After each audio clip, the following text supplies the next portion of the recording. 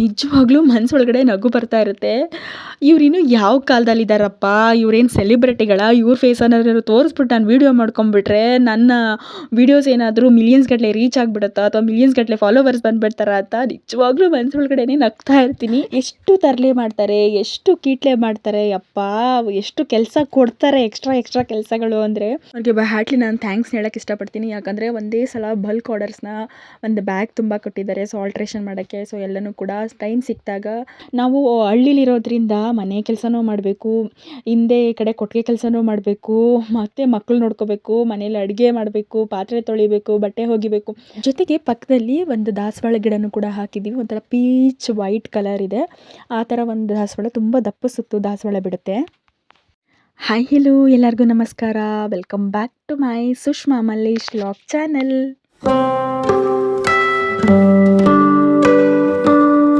ಸೂರ್ಯ already ನತ್ತಿ ಮೇಲೆ ಬಂದಿದ್ದಾನೆ. ಅಂದರೆ ಟೈಮ್ ಇವಾಗ 10 ಗಂಟೆ ಆಗ್ತಾ ಬಂತು. ಇವಾಗ ಹಸ ಮತ್ತು ಕರಗಳನ್ನೆಲ್ಲ ಹೊಲದ ಹತ್ರ ತೊಗೊಂಡೋಗಿ ಕಟಾಕೋಣ ಅಂತ ಹೇಳಿ ಹೋಗ್ತಾ ಇದ್ದೀವಿ. ಆ್ಯಕ್ಚುಲಿ ಬೆಳಿಗ್ಗೆ ಮಾರ್ನಿಂಗೇ ಸ್ವಲ್ಪ ಕರ್ಕೊಂಡೋಗ್ಬಿಡ್ತಾ ಇದ್ವಿ. ಇವತ್ತು ಆ ಟೈಮ್ ಹಾಗೇ ಹೋಯಿತು. ಸೊ ಬೇಗ ತಿಂಡಿ ಎಲ್ಲ ಮಾಡಿಕೊಂಡು ಮತ್ತೆ ಹೊಲದ ಹತ್ರ ತೊಗೊಂಡೋಗಿ ಹಸುಗಳನ್ನೆಲ್ಲ ಕಟ್ಟಾಕ್ಬಿಟ್ಟು ಬರೋಣ ಅಂತೇಳಿ ನಾನು ಮತ್ತು ನನ್ನ ಹಸ್ಬೆಂಡು ಇಬ್ಬರು ಹಸುಗಳನ್ನೆಲ್ಲ ಹಿಡ್ಕೊಂಡು ಹೊಲದ ಹತ್ರ ಹೋಗ್ತಾ ಇದ್ದೀವಿ. ಆ್ಯಕ್ಚುಲಿ ಬೆಳಗ್ಗೆ ಎದ್ದಿದ್ದು ಏನು ಅಷ್ಟೇನು ಕೆಲಸ ಆಗಲೇ ಇಲ್ಲ. ರಾತ್ರಿ ಸಾಂಬಾರಿತ್ತು, ಅದಕ್ಕೆ ರೈಸ್ ಮಾಡಿದ್ದಷ್ಟೇ. ಅಷ್ಟೇ ಕೆಲಸ ಎಷ್ಟು ಹೇಗೆ ಟೈಮು ಹೋಗ್ತು ಅಂತಲೇ ಗೊತ್ತಿಲ್ಲ. ಅಷ್ಟು ಬೇಗ ಟೈಮ್ ಹೊಟ್ಟೆ ಹೋಯಿತು. ಈಗ ಆಲ್ರೆಡಿ ಟೈಮ್ 10-10:30 ಆಗ್ತಾ ಬರ್ತಾ ಇದೆ. ಹೊಲದ ಹತ್ರ ಹಿಡ್ಕೊಂಡು ಹೋದ್ವಿ ಎಲ್ಲನೂ ಕೂಡ. ಲಾಸ್ಟ್ ಟೈಮು ಮೊದೆ ಬಿಡಿಸಿದ್ವಲ್ಲ, ಅದ್ರದ್ದು ಕಡ್ಡಿಗಳಿತ್ತು. ಅದಕ್ಕೆ ಸ್ವಲ್ಪ ಅಲ್ಲಿ ಕಡ್ಡಿ ನನ್ನ ಹಸ್ಬೆಂಡ್ ಕುಯ್ಕೊಳ್ತಾ ಇದ್ರು. ಇನ್ನು ಸ್ವಲ್ಪ ಹುಲ್ಲೆಲ್ಲ ಇತ್ತಲ್ಲ, ಅದನ್ನೆಲ್ಲ ಕಾವರ್ಲಿ ಹಸುಗಳು ಮತ್ತು ಕರಗಳೆಲ್ಲ ಅಂತ ಹೇಳಿ ತೊಗೊಂಡ್ಬಂದು ಹೊಲದ ಹತ್ರ ಕಟ್ಟಾಕ್ತಾ ಇದ್ದೀವಿ. ಇನ್ನೂ ಸ್ವಲ್ಪ ಕಡ್ಡಿ ಇದೆ, ಇನ್ನೊಂದೆರಡು ಪಟ ಇದೆ ಅಷ್ಟೇ.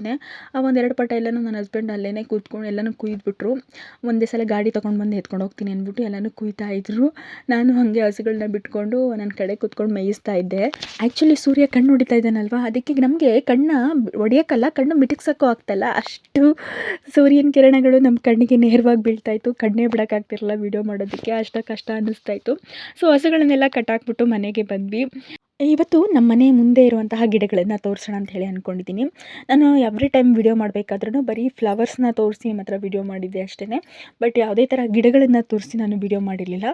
ಇವತ್ತು ನಮ್ಮ ಮನೆ ಮುಂದೆ ಇರುವಂತಹ ಗಿಡಗಳನ್ನು ತೋರಿಸೋಣ ಅಂತ ಹೇಳಿ ಅಂದ್ಕೊಂಡೆ. ಅದರಿಂದ ವಿಡಿಯೋ ಮಾಡ್ಕೊಳ್ತಾ ಇದ್ದೆ. ಇದು ನಮ್ಮ ಮನೆ ಫ್ರಂಟ್ ಸೈಡಲ್ಲೇ ಇರುವಂಥದ್ದು. ಸ್ವಲ್ಪ ಒಂದು 2-3 ಕನಕಾಂಬರ ಗಿಡಗಳನ್ನು ಹಾಕಿದ್ದೀವಿ. ಅದೇ ಸ್ವಲ್ಪ ದೊಡ್ಡದಾಗಿದೆ. ಆದರೆ ಪಕ್ಕದ ಮನೆಯವ್ರದ್ದು ಸ್ವಲ್ಪ ಹಾಡುಗಳ ಕಾಟ, ಅದರಿಂದ ಆ ಕನಕಾಂಬರ ಹೂ ಬಿಡೋದೇ ಕಮ್ಮಿ ಆಗೋಗಿದೆ. ಜೊತೆಗೆ ನನ್ನ ಮಗಳ ಕಾಟ. ಅವಳು ಎಲ್ಲ ಹೂಗಳನ್ನು ನಾವು ಹೂ ಕುಯ್ಯೋದನ್ನೆಲ್ಲ ನೋಡ್ಕೊಳ್ತಾಳಲ್ಲ, ಅವಳು ಬಂದು ಆ ಹೂವುಗಳನ್ನು ಕಿತ್ತಾಕಿ ಹೂವುಗಳೇ ಸಿಗದೇದಾಗ ಮಾಡಿಬಿಟ್ಟಿದ್ದಾಳೆ. ಜೊತೆಗೆ ಅಲ್ಲೊಂದೆರಡು ಶೋ ಗಿಡಗಳನ್ನು ಹಾಕ್ಕೊಂಡಿದ್ದೀವಿ. ಇದು ನಮ್ಮನೆ 40 ಕ್ಯೂ ಇದೆಯಲ್ಲ, ಅಲ್ಲೇ ಸ್ವಲ್ಪ ಜಾಗ ಇದೆ. ಆ ಜಾಗದಲ್ಲಿ ಇನ್ನೂ ನಾವು ಇದಕ್ಕೆ ಗಾರೆ ಹಾಕದೇ ಇರುವಂಥ ಟೈಮಲ್ಲಿ ಇಲ್ಲಿ ಕೂಡ ಸುಮಾರು ಗಿಡಗಳನ್ನು ಹಾಕಿದ್ದಾರೆ. ಇದು ನಾನು ಲಾಸ್ಟ್ ಟೈಮ್ ವಿಡಿಯೋದಲ್ಲಿ ಮಾಡಬೇಕಾದ್ರೆ ನಿಮಗೆ ಶೋ ಮಾಡಿದ್ದೆ. ಇದ್ರ ಹೆಸರು ಮೆಣಸು ದಾಸವಾಳ ಅಂತ ಹೇಳಿ. ಮೆಣಸಿನ ದಾಸವಾಳ ಇದು ಅಷ್ಟೇ ಸುಮಾರು ಹೂಗಳನ್ನು ಬಿಡುತ್ತೆ. ಈಗ ಸ್ವಲ್ಪ ಕಮ್ಮಿ ಆಗಿದೆ.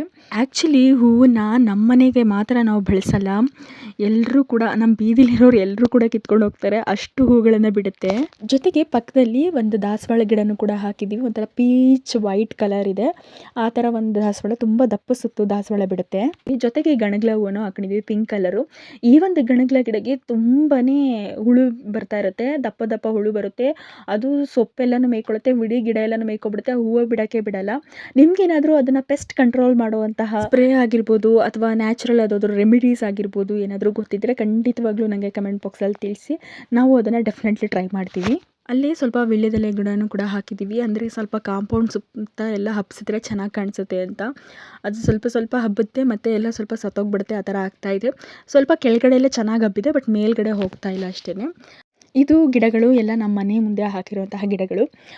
ನೆಕ್ಸ್ಟ್ ವಿಡಿಯೋದಲ್ಲಿ ನಾನು ನಮ್ಮ ಮನೆ ಹಿಂದೆ ಎಲ್ಲ ಯಾವ ಥರ ವೆರೈಟಿ ಗಿಡಗಳನ್ನು ಹಾಕಿದ್ದೀವಿ, ಎಷ್ಟು ಫ್ಲವರ್ಸ್ ಗಿಡಗಳನ್ನು ಹಾಕ್ಕೊಂಡಿದ್ದೀವಿ ಅಥವಾ ಬೇರೆ ಯಾವುದೆಲ್ಲ ಗಿಡಗಳನ್ನು ಹಾಕಿದ್ದೀವಿ ಅನ್ನೋದನ್ನು ಶೋ ಮಾಡ್ತೀನಿ.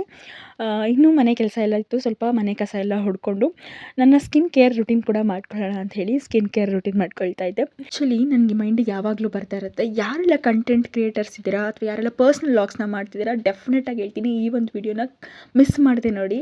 ಯಾಕಂದರೆ ನನಗೆ ಆಗಿರೋಂತಹ ಅನುಭವನ ನಿಮ್ಮ ಹತ್ರ ನಾನು ಶೇರ್ ಮಾಡ್ಕೊಳ್ತೀನಿ. ಸೊ ಯಾರೆಲ್ಲ ಕಂಟೆಂಟ್ ಕ್ರಿಯೇಟರ್ ಇದ್ದೀರಾ, ಯಾರೆಲ್ಲ ಪರ್ಸ್ನಲ್ ವ್ಲಾಗ್ಸ್ನ ಮಾಡ್ತೀರಾ ಅವ್ರಿಗೆಲ್ಲರಿಗೂ ಡೆಫಿನೆಟಾಗಿ ಈ ಒಂದು ಎಕ್ಸ್ಪೀರಿಯೆನ್ಸ್ ಆಗಿರುತ್ತೆ.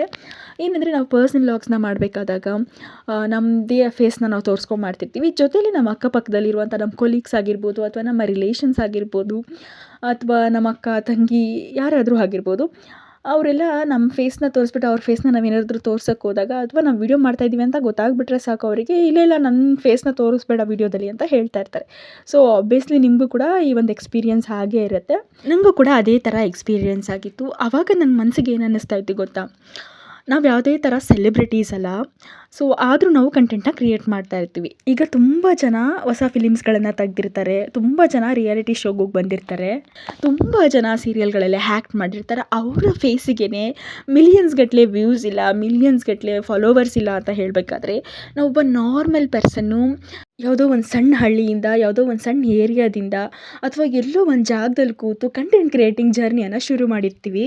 ಇನ್ನು ನಮ್ಮ ಪರಿಚಯ ಅಂತೂ ನಮ್ಮ ಊರಲ್ಲಿ ಬಿಟ್ಟರೆ, ನಮ್ಮ ಮದುವೆ ಆಗಿರೋ ಊರಲ್ಲಿ ಮಾತ್ರ ನಮ್ಮ ಪರಿಚಯಗಳಿರ್ತವೆ. ಇನ್ನು ಅಕ್ಕಪಕ್ಕದವ್ರಿಗೂ ನಮ್ಮ ಮುಖ ಪರಿಚಯ ಇರೋದಿಲ್ಲ. ಅಂಥದ್ರಲ್ಲಿ ಆ್ಯಕ್ಚುಲಿ ತುಂಬ ಜನ ಕಂಟೆಂಟ್ ಕ್ರಿಯೇಟರು ಅಥವಾ ಯಾರೆಲ್ಲ ಪರ್ಸ್ನಲ್ ವ್ಲಾಗ್ಸ್ನ ಮಾಡ್ತಿರ್ತಾರೆ ಅವರೆಲ್ಲರೂ ಅಂದ್ಕೊಂಡಿರ್ತಾರೆ, ಫಸ್ಟ್ ವೀಡಿಯೋ ಮಾಡಬೇಕಾದ್ರೆ ಅವ್ರ ಮೈಂಡಲ್ಲಿ ಏನಿರುತ್ತೆ ಅಂದರೆ, ನಾನು ಯೂಟ್ಯೂಬ್ ಸ್ಟಾರ್ಟ್ ಮಾಡಿಬಿಟ್ರೆ ಇದೆಯಲ್ಲ ನನಗೆ 4000 ವಾಚ್ ಅವರ್ಸು ಆರಾಮ್ಸೆ ಆಗಿಬಿಡುತ್ತೆ, 1000 ಸಬ್ಸ್ಕ್ರೈಬರ್ಸ್ ಅಂತೂ ಒನ್ ಡೇಲಿ ಕಂಪ್ಲೀಟ್ ಮಾಡೋಗುತ್ತೆ ಅನ್ನೋ ಒಂದು ಮೈಂಡ್ ಸೆಟ್ ಇಟ್ಕೊಂಡಿರ್ತಾರೆ.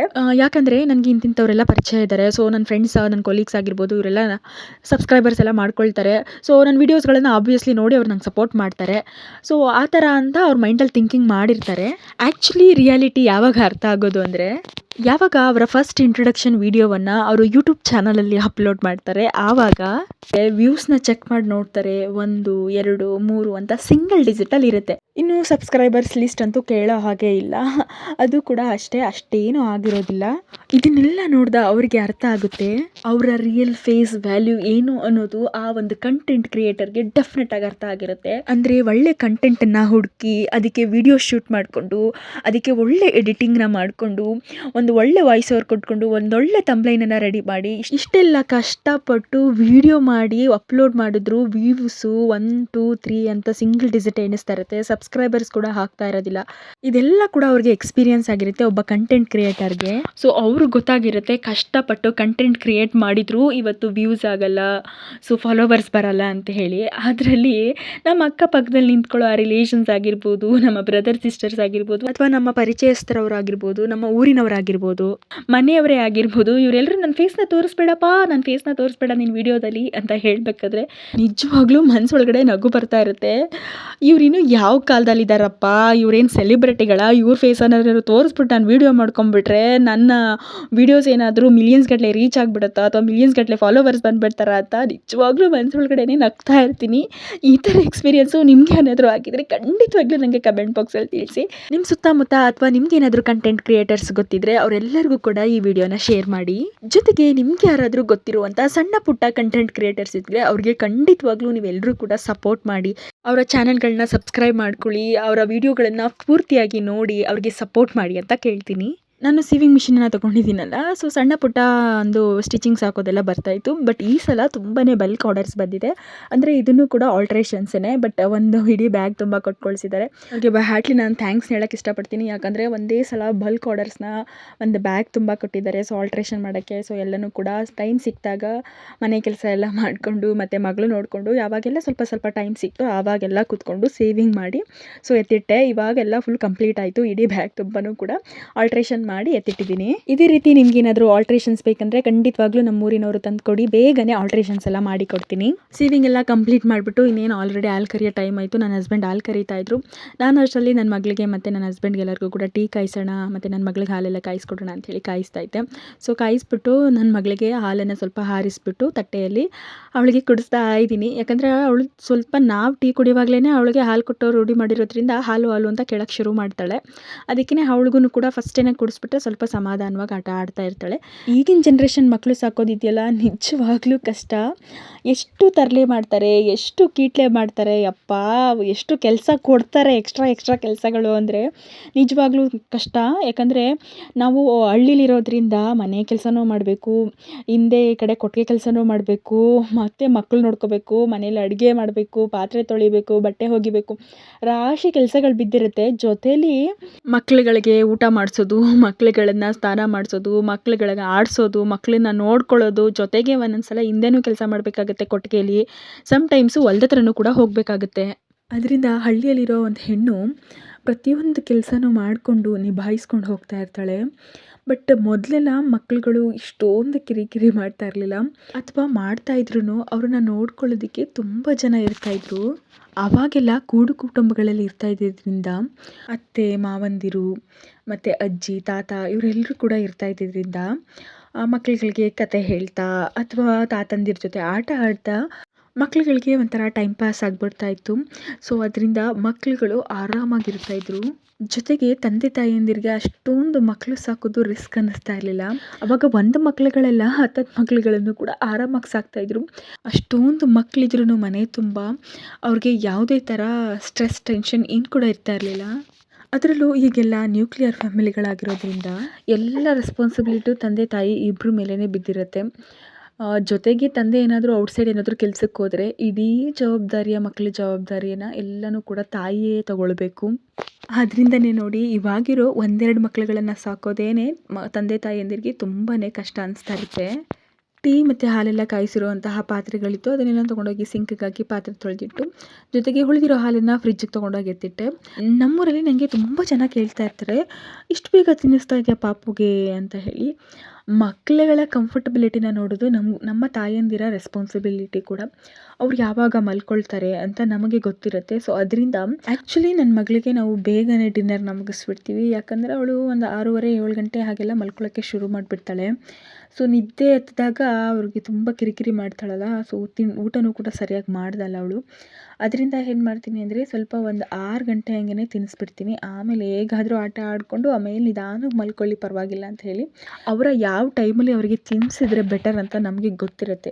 ಸೊ ಅದರಿಂದ ಅವಳಿಗೆ ಸ್ವಲ್ಪ ನಾನು ಈ ಥರ ಮಲ್ಕೊಳ್ಳೋಕ್ಕಿಂತ ಮುಂಚೆನೇ ಚೆನ್ನಾಗಿ ಆಟ ಆಡ್ತಾ ಇರುವಾಗಲೇ ಸ್ವಲ್ಪ ಊಟ ಮಾಡಿಸ್ಬಿಟ್ರೆ ಸ್ವಲ್ಪನಾದರೂ ತಿನ್ಕೊಳ್ತಾಳೆ.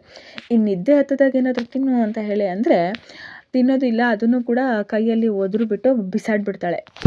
ಅವಳಿಗೆ ಸ್ವಲ್ಪ ಡಿನ್ನರೆಲ್ಲ ಮುಗಿಸ್ಬಿಟ್ಟು ಇನ್ನು ನಾನು ಅಡುಗೆ ಮನೆಗೆ ಬಂದೆ. ಎಲ್ಲರಿಗೂ ಕೂಡ ಅಡುಗೆನ ಪ್ರಿಪೇರ್ ಮಾಡೋಣ ಅಂತ. ಇವತ್ತು ಮುದ್ದೆ ಮಾಡೋಣ ಅಂಥೇಳಿ ಅಂದ್ಕೊಂಡಿದ್ದೀನಿ. ಎವ್ರಿ ಟೈಮ್ ಇದೇ ಥರ ಇರುತ್ತೆ ರುಟೀನು. ನೈಟ್ ಟೈಮ್ ಮುದ್ದೆನೇ ಮಾಡ್ತಾ ಇರ್ತೀನಿ ಯೂಶ್ವಲಿ.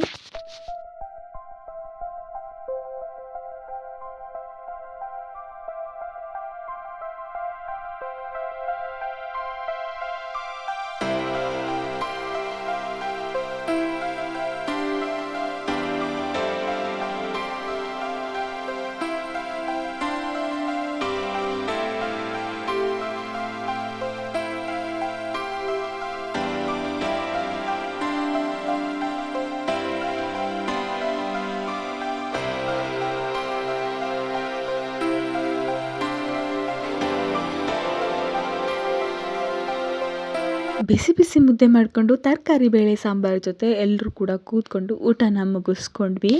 ಸೊ ಇವತ್ತಿನ ಡೈಲಾಗು ಈ ಥರ ಇತ್ತು. ಮತ್ತೊಂದು ಲಾಗಲ್ಲಿ ಸಿಗ್ತೀನಿ. ಈ ವಿಡಿಯೋ ಇಷ್ಟ ಆದರೆ ನಿಮ್ಮ ಫ್ರೆಂಡ್ಸು ಮತ್ತು ಫ್ಯಾಮಿಲಿ ಸರ್ಕಲ್ಗೆ ಶೇರ್ ಮಾಡಿ, ಒಂದು ಲೈಕ್ ಮಾಡಿ, ಕಮೆಂಟ್ ಮಾಡಿ. ಯಾರೆಲ್ಲ ಸಬ್ಸ್ಕ್ರೈಬ್ ಮಾಡ್ಕೊಳ್ದೆ ವೀಡಿಯೋವನ್ನು ನೋಡ್ತಾ ಇದ್ದರೆ ಎಲ್ಲರೂ ಕೂಡ ಸಬ್ಸ್ಕ್ರೈಬ್ ಮಾಡಿಕೊಂಡು ವೀಡಿಯೋನ ನೋಡಿ. ನೀವು ಮಾಡೋ ಒಂದು ಸಬ್ಸ್ಕ್ರೈಬಿಂದ ನನಗೂ ಕೂಡ ಒಳ್ಳೆ ಮೋಟಿವೇಶನ್ ಸಿಗುತ್ತೆ ಇನ್ನೂ ಒಳ್ಳೆ ಕಂಟೆಂಟ್ ವೀಡಿಯೋಗಳನ್ನು ಮಾಡೋದಕ್ಕೆ. ಮತ್ತೆ ಸಿಗುವ, ಅಲ್ಲಿವರೆಗೂ take care, bye, I love you all.